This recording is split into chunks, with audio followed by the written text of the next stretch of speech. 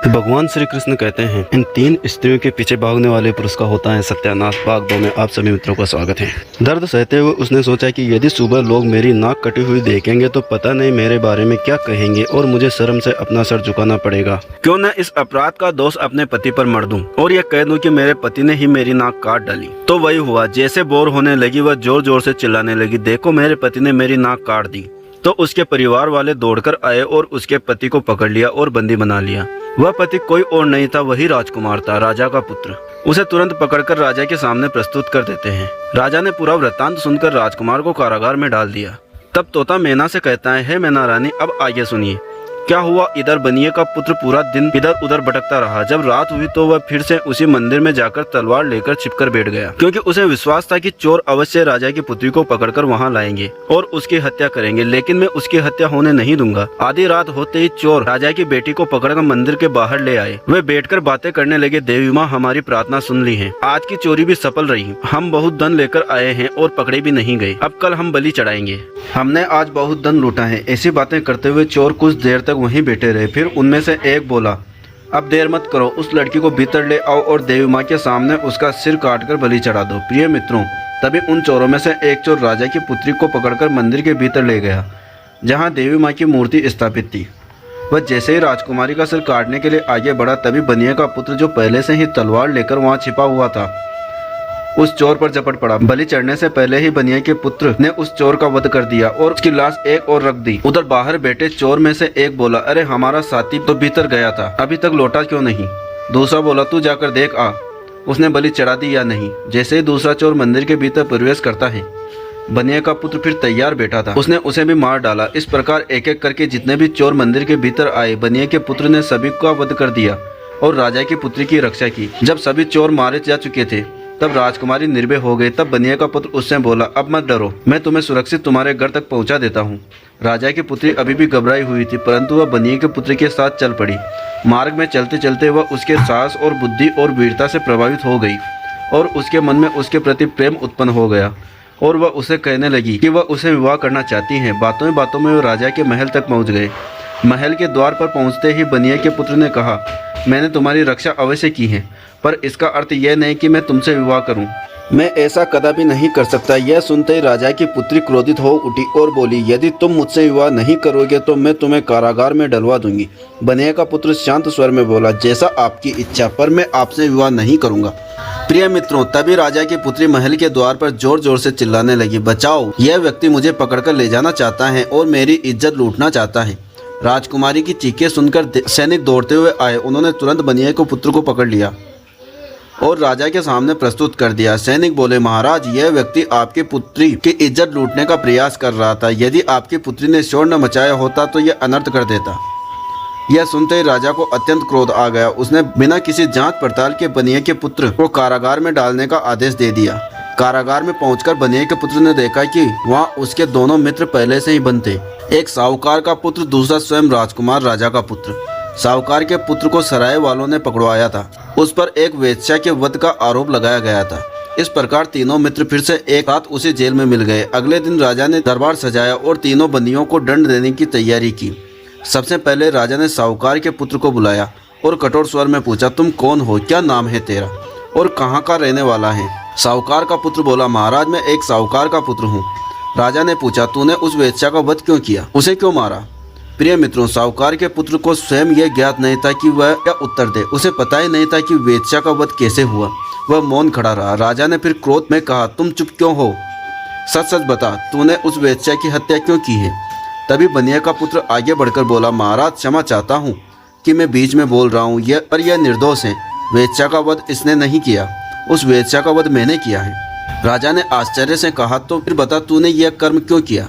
तब बनिया का पुत्र बोला, हे महाराज, हम तीनों मित्र एक रात सराय में ठहरने गए थे। वहाँ एक बूढ़ी माँ ने हमें मना किया था, इस सराय में मत रुकना, क्योंकि जो भी यहाँ रुकता है वह सुबह जीवित नहीं बचता। लेकिन हमारे मित्र ने मेरी बात नहीं मानी। वह उस सुंदर वेश्या को देखकर उसी सराय में रात बिताने के लिए चला गया। उस बुढ़िया से मुझे पता चला कि वह वेश्या वास्तव में नागिन है, जो रात में नागिन का रूप धारण करके अपने साथ सोने वाले को डस लेती है। मैं अपने मित्र की जान बचाने के लिए तलवार लेकर उसी स्थान पर छुपकर बैठ गया जहां वह पलंग पर उस वेश्या के साथ सो रहा था।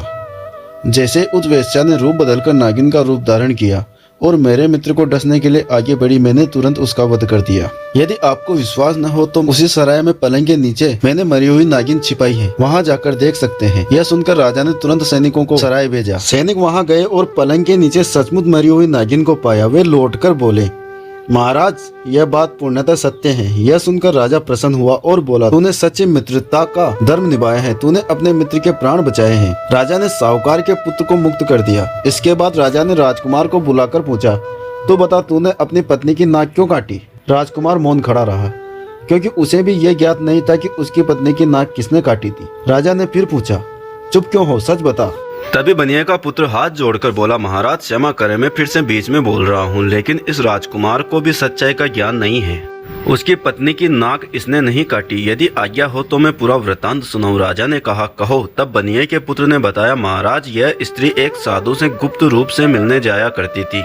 यह उस साधु से प्रेम करती थी। कल रात जब यह साधु से मिलने गई तब मैं इसके पीछे पीछे गया। मैंने स्वयं सुना कि इसने साधु से कहा कि अब मैं तुमसे मिलने नहीं आ सकूंगी, क्योंकि मेरे पति मुझे लेने आए हैं। इस बात पर क्रोधित होकर उस साधु ने इसकी नाक काट दी। बाद में इस स्त्री ने अपने पति को झूठे आरोप में फंसा दिया। इसने गलत किया। राजा बोला, मैं तेरी बात पर कैसे विश्वास करूं? बनिया का पुत्र बोला, महाराज सैनिकों को उस साधु के आश्रम में भेजिए, वहाँ आपको उस साधु की लाश मिल जाएगी, क्योंकि मैंने उस साधु का वध कर दिया है। आपको सत्य का पता चल जाएगा। सैनिक आश्रम पहुंचे और वहां साधु को मृत अवस्था में पाया। लौटकर उन्होंने महाराज से कहा, महाराज ये बात सत्य है। यह सुनकर राजा ने राजकुमार को भी मुक्त कर दिया। इसके बाद राजा ने बनिया के पुत्र से पूछा, तूने अपने मित्रों को तो बचा लिया, लेकिन अब यह बताओ कि तुमने मेरी पुत्री के साथ दुर्व्यवहार क्यों किया? उसे पकड़कर क्यों ले जा रहा था? बनिया का पुत्र बोला, महाराज आपकी पुत्री ने मुझे झूठा फंसाया है। कुछ चोर आपकी पुत्री को देवी को बलि चढ़ाने के लिए पकड़कर मंदिर लाए थे। मैं उसी मंदिर में छिपा हुआ था। मैंने एक एक करके सभी चोरों का वध किया और आपकी पुत्री की रक्षा की। उन सबकी लाश मंदिर में ही पड़ी हुई है। यदि विश्वास न हो तो सैनिकों को मंदिर बेचकर पता कर लीजिए। सैनिक मंदिर पहुंचे, वहां चोरों के शव पड़े मिले। वापस लौटकर उन्होंने कहा, महाराज इसने आपकी पुत्री की रक्षा की है। इसने न तो उसकी इज्जत लूटी और न ही ऐसा कोई प्रयास किया। तब बनिया का पुत्र बोला, महाराज जब मैं आपकी पुत्री को सुरक्षित घर छोड़ने आया तब वह मुझसे प्रेम करने लगी और विवाह के लिए दबाव डालने लगी। मैंने स्पष्ट मना कर दिया। तब उसने धमकी दी कि यदि मैंने विवाह नहीं किया तो वह मुझे जेल भिजवा देगी, और उसने वही किया। यह सुनकर राजा का सिर लज्जा से झुक गया। राजा ने बनिया के पुत्र से क्षमा मांगी और उसे मुक्त कर दिया। इस प्रकार उस बनिया के पुत्र ने अपने दोनों मित्रों की भी रक्षा की और स्वयं भी बच गया। तीनों मित्र हंसते हंसते अपने नगर लौट आए और सुख पूर्वक रहने लगे। तब तोता मैना से बोला, हे मैना रानी, अब तुमने स्वयं देख लिया कि किस प्रकार कुछ स्त्रियां अपने स्वार्थ के लिए किसी भी जान, मान और जीवन से खिलवाड़ कर सकती हैं और अपने स्वार्थ के लिए गलत से गलत कार्य भी कर सकती हैं। अब उस गलत काम के लिए चाहे कुछ भी करना पड़े, चाहे कितने भी कष्ट झेलने पड़े, चाहे किसी की भी जिंदगी से खिलवाड़ क्यों न करना पड़े, लेकिन ऐसी स्त्रियां नहीं मानती हैं। मैना यह सुनकर मौन हो गई। तब तोता बोला, मैना रानी, इसलिए मैं कहता हूँ कि चाहे कुंवारे मर जाना, पर इन 3 लक्षणों वाली स्त्रियों से कभी विवाह मत करना।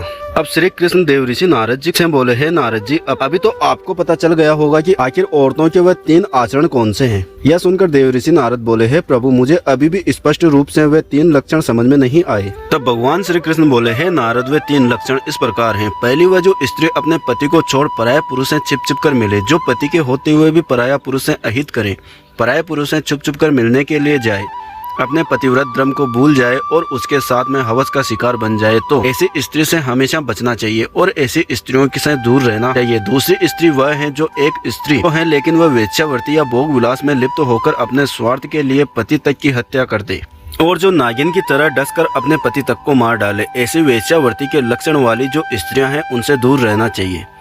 इनसे कदापि विवाह करने की इच्छा नहीं रखनी चाहिए। तीसरी स्त्री वह है जिसकी अगर कोई जान बचा ले और ऐसे में वह मदद करने वाले को ही फंसा दे और उस मदद करने वाले से विवाह की इच्छा करे, उसी से दुर्व्यवहार करने की इच्छा करे और फिर उसे झूठा फंसा करके उसको मरवा डाले या उसे जेल में बंद करवा दे, उसे सजा दिलवा दे।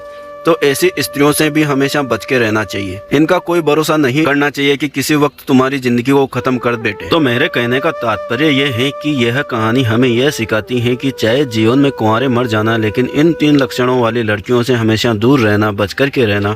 कभी जिंदगी में फंसोगे नहीं और जिंदगी में कभी दुखी नहीं रहोगे और तुम्हें कभी भी जिंदगी में रोना नहीं पड़ेगा और पछताना भी नहीं पड़ेगा। तब नारद जी बोले, हे प्रभु, आपने मुझे यह कथा सुना के धन्य कर दिया है। आपको कोटि कोटि प्रणाम। राम। तो भक्तों, कैसी लगी आपको यह कथा? अगर अच्छी लगी है, पसंद आई है तो कमेंट बॉक्स में जय श्री कृष्णा अवश्य लिखें, अपने मित्रों के साथ साझा करें और हमारे चैनल कथा शोधक को सब्सक्राइब करना न भूलें। जय श्री कृष्णा, जय माँ दुर्गा।